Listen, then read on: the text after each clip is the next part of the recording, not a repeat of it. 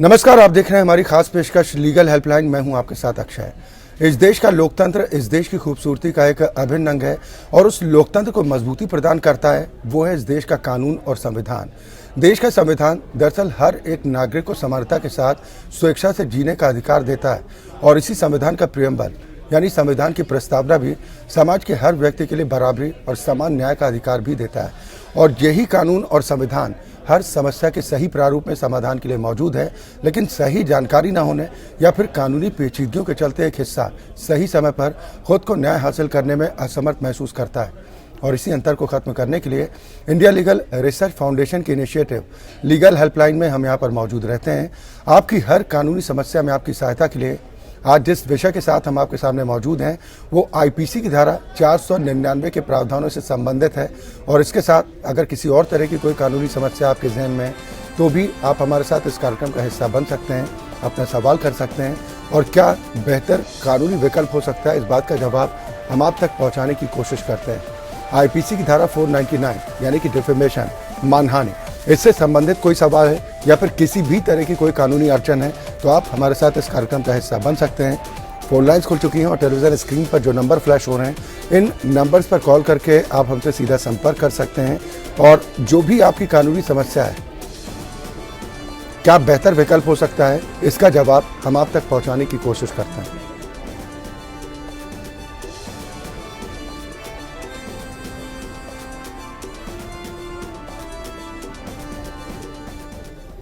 और आज इस विषय पर ज्यादा चर्चा और बातचीत के साथ दो खास मेहमान इस वक्त हमारे साथ मौजूद हैं। सबसे पहले अपने दर्शकों की मुलाकात अपने आज के मेहमानों से।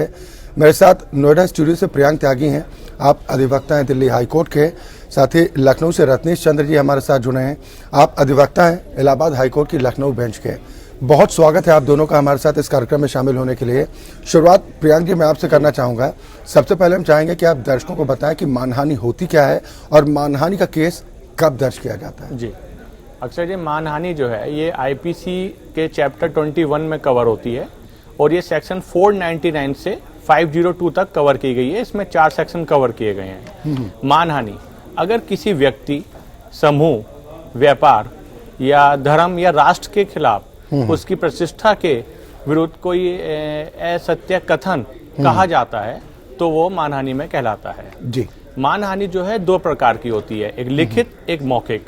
लिखित मानहानि वो है जो print media, electronic media, social media और आपकी बुक्स हो गई, इमेज हो गए, सिग्नेचर बोर्ड्स हो गए और इसके थ्रू अगर किसी व्यक्ति या समूह या राष्ट्र या धर्म की प्रतिष्ठा को गिराने के लिए कोई असत्य कथन कहा जाता है तो वो मानहानि कहलाता है। और मानहानि के दायरे में सेक्शन 499 के तहत उस व्यक्ति के खिलाफ जो अन्य व्यक्तियों के लिए सत्य कथन प्रसारित कर रहा है तो उनके खिलाफ जो है सेक्शन 200 के तहत वो मजिस्ट्रेट के यहाँ एक कंप्लेंट दायर कर सकता है और मजिस्ट्रेट जो है उस पर संज्ञान लेते हुए जो भी मटेरियल है, जिस मटेरियल के बिहाफ पर आपको डेफेमेशन हुआ है, आपकी जो प्रतिष्ठा है या जो आपकी गुडविल है या जो आपकी रेपो है वो सोसाइटी में कम हुई है या जिसको हानि हुई है तो उसके अगेंस्ट जो है वो समनिंग ऑर्डर करके एक्यूज को तलब कर सकता है और जो है उसके खिलाफ कार्रवाई कर सकता है। चलिए बिल्कुल, और भी हम इसके तमाम पहलुओं को समझने की कोशिश करेंगे। एक और खास मेहमान अनुपम मिश्रा भी हमारे साथ जुड़ गए हैं, आप अधिवक्ता हैं इलाहाबाद हाई कोर्ट के। बहुत स्वागत है अनुपम जी आपका भी हमारे साथ इस कार्यक्रम में शामिल होने के लिए। लेकिन उससे पहले रत्नेश चंद्र जी मैं आपके पास आऊँगा, आप कैसे परिभाषित करेंगे मानहानि को? बहुत ही सोचे शब्दों में अगर इसके बारे में बात करी जाए तो ये कहा जाए कि कुछ ऐसा किसी को कहना, जी, चाहे लिखित रूप से चाहे मौखिक रूप से, जो आम आदमी को लगे कि ये उसकी मानहानि हो रही है, उसकी इज्जत में गिरावट आ रही है, इसको हम डिफेमेशन कहते हैं। ये बहुत तरीके से पॉसिबल हो सकता है। आप किसी की क्षमता को गिरावट कर दें जी, जो कि सत्य ना हो। ये बहुत इंपॉर्टेंट इंग्रेडिएंट है कि आप किसी को कुछ कह रहे हैं और वो सत्य ना हो परंतु उसकी इज्जत में गिरावट आ रही है जी, इसको डिफेमेशन कहते हैं। इज्जत में गिरावट आना कैसे परिलक्षित होगा? जी जी, ये एक आम आदमी की सोच के ऊपर डिपेंड करता है, जिसको हम लोग कहते हैं टेस्ट ऑफ रीजनेबिलिटी। अगर कोई आदमी कुछ ऐसा कहता है जो कि 4 आदमी सामने खड़े हों, उनको लगता है अरे ये तो बहुत गलत कह दिया, जो एक आम धारणा के व्यक्ति हैं, जी जी, तो अगर ऐसा कुछ कहते हैं जिससे उसकी इज्जत में गिरावट हो रही है, इसको डिफेमेशन कहते हैं। बहुत ज्यादा कानूनी पहलुओं में मैं व्यूवर्स को नहीं ले जाना चाहता हूं। 499, 500 में अभी हमारे लायक दोस्त ने बता ही रखा है सारी चीजें। तो ये बहुत सीधे शब्दों में चीज ये है कि अगर इज्जत का गिरावट हो रही है, इज्जत में गिरावट हो रही है, तो इसको डिफेमेशन कहते हैं। चलिए बिल्कुल, इसके दुरुपयोग की संभावना कितनी रहती है इस पर भी हम बातचीत करेंगे। साथ ही अगर कोई व्यक्ति मानहानि का दोषी पाया जाता है तो उस पर किस तरह की कानूनन कार्रवाई हो सकती है, इस पर भी हम आप लोगों से आपकी राय जानने की कोशिश करेंगे। लेकिन एक दर्शक हमारे साथ कौशाम्बी से जुड़ गए हैं, दीपक जी, बहुत स्वागत है आपका। सवाल कीजिए, क्या परेशानी है? सर मुझे एक शिकायत दर्ज करानी थी जी। ये बोर्ड ऑफिस का मामला है ये। हाँ हाँ, किस बोर्ड ऑफिस का मामला है? सवाल कीजिए। सर ये माध्यमिक शिक्षा विभाग का। जी जी। सर इसमें मैटर ये है कि मेरा दीपक कुमार केसरवानी नाम है जी। और पिता का नाम धर्मराज केसरवानी। सर हम कौशाम्बी निवासी हैं, जी। जनपद कौशाम्बी के, हाँ हाँ थाना कराए की लगता है। जी। सर हमने हाई स्कूल में 2015 में कक्षा 11 में पंडित जगत नारायण इंटर कॉलेज जी। हमने उसमें एडमिशन कराया था, जिसमें हमारा नाम दीपक कुमार केसरवानी और माता का नाम कमलेश देवी और पिता का नाम धर्मराज केसरवानी था।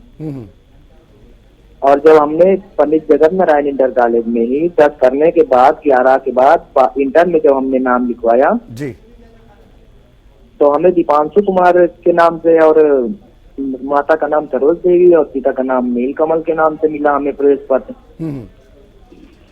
और जिसकी शिकायत देने पर उच्च अधिकारियों के द्वारा हमें बताया गया कि ये जब हमने दिया प्रार्थना पत्र तो उन्होंने बताया कि ये प्रवेश पत्र तुम्हारा गलत है।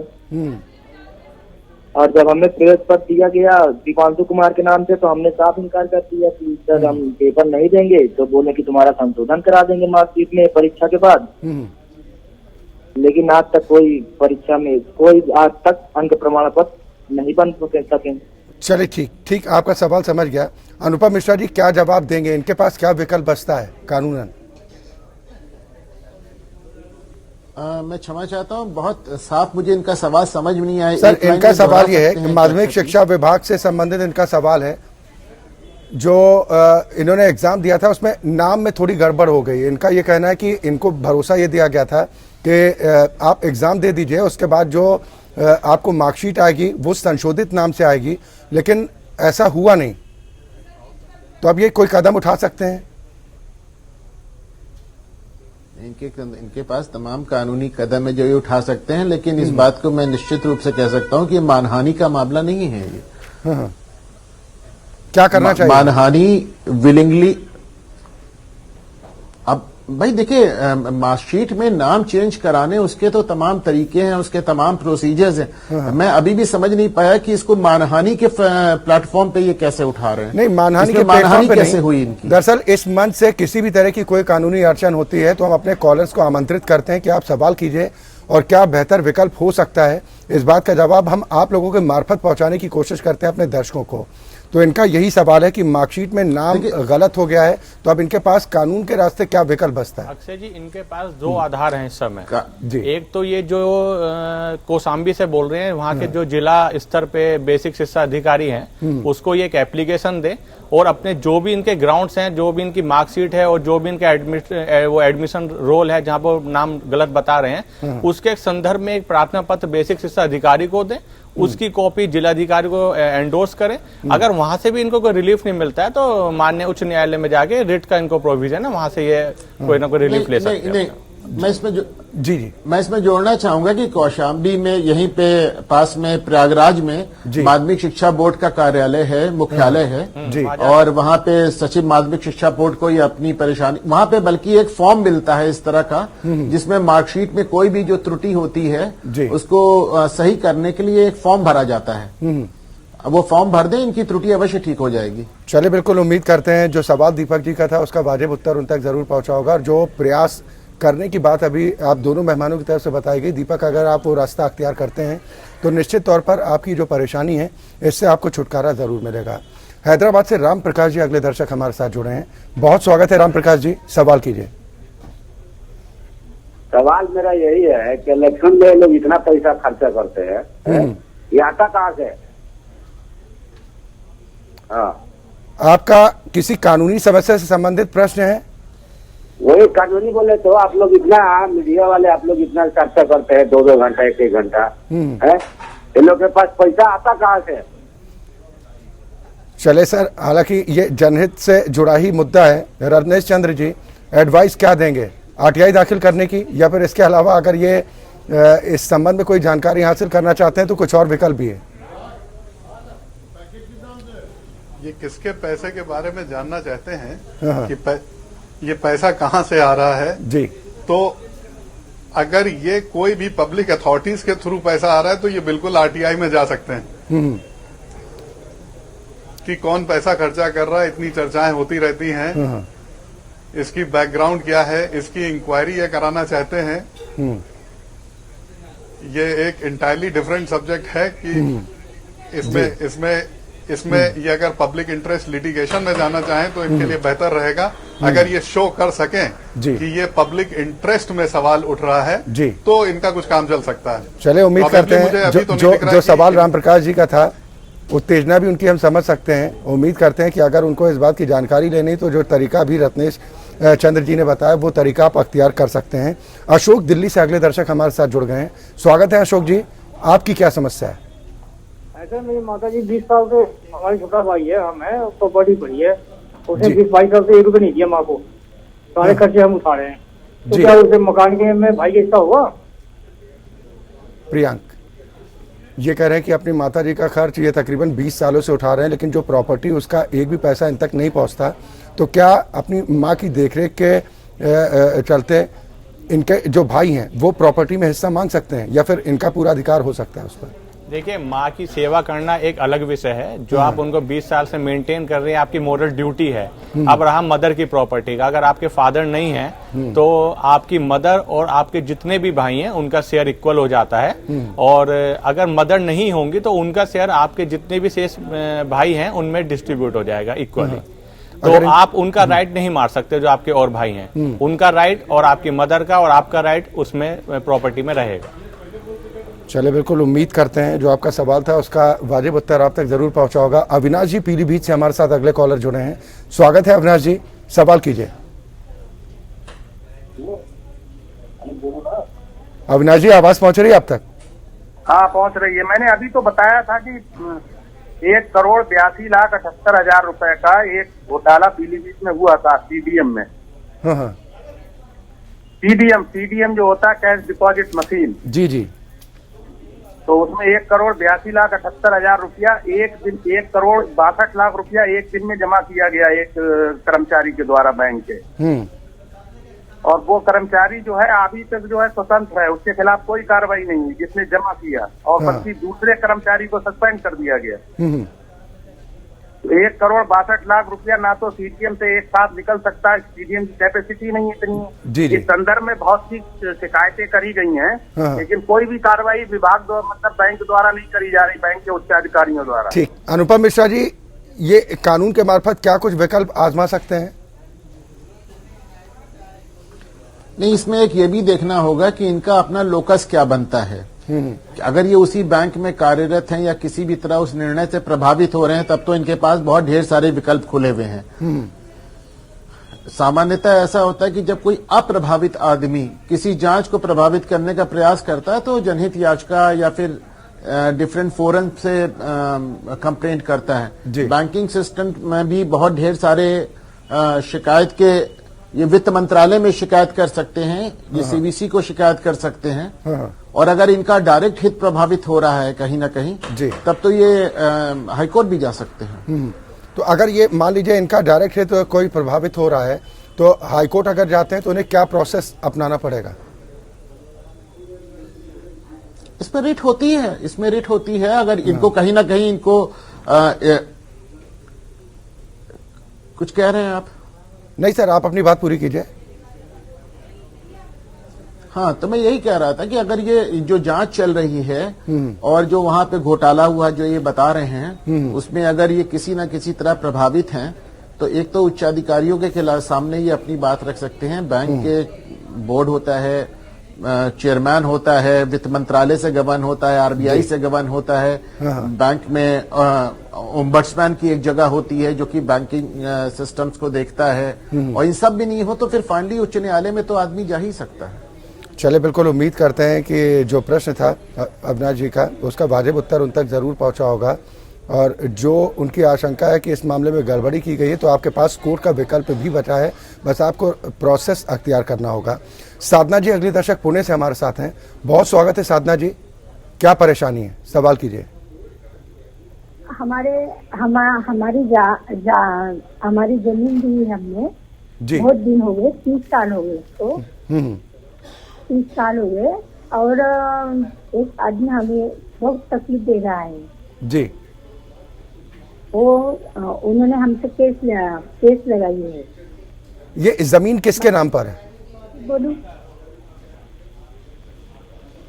साधना जी आवाज पहुंच रही है आप तक? हो मराठी बोलू का? नहीं, सवाल तो आपको हिंदी में करना होगा। हाँ, ठीक है, तो वो बहुत हमसे तकलीफ दे रहा है, 30 साल हो गए, केस हो रही है हमारी। नहीं, ये जमीन के बारे में जानना चाह रहा है। जो प्रॉपर्टी आप बता रही हैं, ये प्रॉपर्टी किसके नाम पर है? आपके नाम पर है या फिर परिवार के आपके किसी अन्य सदस्य के नाम पर? पति के नाम पर है, शिरीष बाबू के नाम। ठीक, प्रियांक। अगर आपके पति के नाम प्रॉपर्टी है और 30 साल से आप बता रहे हैं और थर्ड पार्टी को इन्वॉल्व होना चाह रही है उसमें या इन्वॉल्व हो रही है, तो आप उसके लिए सिविल कोर्ट में जाके ऑर्डर 39 रूल 1 में जो है स्टे की एप्लीकेशन मूव कर सकते हैं और जो है इंजंक्शन सूट वो फाइल कर सकते हैं। इमीडिएटली आपको वहाँ सर्कमस्टांसेस देखते हुए स्टे प्रोवाइड करवाया जा सकता है। चलिए, बिल्कुल उम्मीद करते हैं साधना जी आपके सवाल का वाजिब उत्तर आप तक जरूर पहुंचा होगा। प्रेम कौशल जी अगले दर्शक हमारे साथ जुड़ गए हैं, स्वागत है, अपना सवाल कीजिए प्रेम जी। हेलो जी सर, सबसे पहले टेलीविजन का वॉल्यूम आप बंद कर दें, फिर अपना सवाल करें ताकि आपकी आवाज हम तक बेहतर तरीके से पहुंच पाए।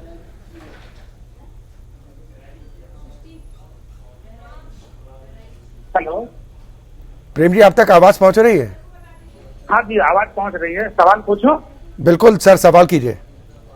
हाँ जी, मुझे जरा बताएंगे, ये मुझे एक PIL ये करना है और डालना है कि ये लीडर लोग जो है, इन लोगों ने पेंशन इनको मिलता है, हाँ, जबकि ये पेंशन का ये नहीं है, उनका राइट नहीं है पेंशन लेने का, तो ये 5 साल ही काम करते हैं। हाँ, ये बाकी लोगों को पेंशन नहीं मिलता और इनको पेंशन क्यों मिलता है? पेंशन तो एक्चुअली है फार्मर को मिलना चाहिए, किसान को मिलना चाहिए, तो उसके लिए क्या करना पड़ेगा मुझे? नहीं, तो आपका सवाल ठीक ढंग से आ नहीं पा रहा है। मुझे एक चाहिए कि ये करना है, डालना है कोर्ट में, हाँ, ये लीडर लोग जो है अपने लिए पेंशन लेते हैं। ठीक ठीक, रत्नेश चंद्र जी।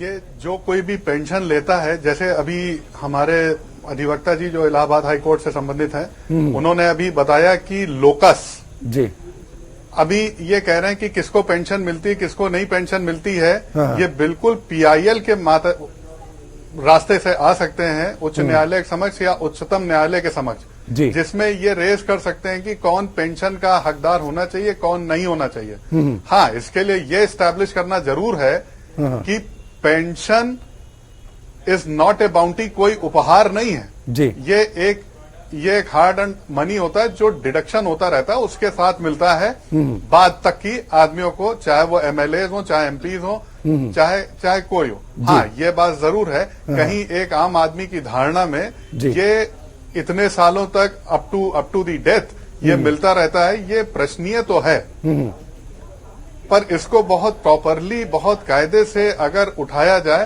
तो पॉसिबिलिटी है कि इनको उच्च न्यायालय, यानी ये PIL के माध्यम से कोर्ट जा सकते हैं। इस संबंध में अगर अपनी बात रखना चाहते हैं तो माननीय अदालत के सामने ये जा सकते हैं। बिल्कुल जा सकते हैं, बिल्कुल जा सकते हैं। चलिए, बिल्कुल, बहुत शुक्रिया प्रेम कौशल जी हमारे साथ जुड़ने के लिए। आपने जो मुद्दा भी उठाया है, हालांकि ये सवाल तमाम लोगों के जहन में होता है कि जिन्हें ज़रूरत है उनको दरकिनार कर इस तरह से अगर पेंशन का लाभ मिलता है तो ये कहीं ना कहीं ना इंसाफी है। अब हम वापस अपने विषय पर लौट रहे हैं। आज हम डिफेमेशन की बात करें, मानहानि की। मैं अनुपम मिश्रा जी आपके पास आऊंगा। अगर कोई व्यक्ति किसी जाति समुदाय से संबंधित मानहानि का दोषी पाया जाता है तो कानूनन क्या प्रावधान है, किस तरह की सजा हो सकती है, किस तरह का जुर्माना या मुआवजा हो सकता है? देखिए, अभी मानहानि की बात हो रही थी और हमारे अधिवक्ता मित्र इसमें बता रहे थे कि मानहानि बेसिकली मूलतः तब होता है जब कोई एक असत्य बात आप किसी के बारे में फैला रहे हो। तो पहले तो मैं उसमें थोड़ा सा जोड़ना चाहूंगा जी, मात्र सत्य होने से ही आप मानहानि से नहीं बच सकते। केवल जरूरी नहीं कि कोई बात आप किसी के बारे में सच कह रहे हो तो वो कहने का भी आपको हक है जी। किसी के परिवार के अंदर की बात अगर आप छाप रहे हैं, बोल रहे हैं, फैला रहे हैं तो ये उसकी मानहानि है, भले ही वो बात सत्य हो। क्योंकि मानहानि को लेकर कई जजमेंट्स आए हैं, माननीय उच्चतम न्यायालय के भी जजमेंट आए हैं कि जो कुछ भी आप कह रहे हैं ना सिर्फ वो सत्य होना चाहिए जी, बल्कि वो जनहित में भी होना चाहिए। मात्र इसलिए कि वो सत्य है आप किसी की बात को किसी भी फोरम पे नहीं उठा सकते हैं। तो केवल अगर आप जो कह रहे हैं वो सच भी है, हाँ, तो जब तक वो जनहित में नहीं है जी, या जब तक उस बात की कोई रेलेवेंस नहीं है, हाँ, जिस आदमी के बारे में बात हो रही है, जब तक वो कोई एक पब्लिक फिगर ना हो या फिर उसके बारे में वो बात उठाने का आपको कहीं से हक हो जी। कट गया। चलिए, बिल्कुल उम्मीद करते हैं, ठीक है, आपकी बात पहुंच गई। और जो अभी सवाल था हमारे कॉलर का, उम्मीद करते हैं कि उनके प्रश्न का वाजिब उत्तर उन तक जरूर पहुंचा होगा। कलीम साहब अगले दर्शक वाराणसी से हमारे साथ हैं, बहुत स्वागत है। क्या कहेंगे करीम साहब, क्या सवाल है आपका?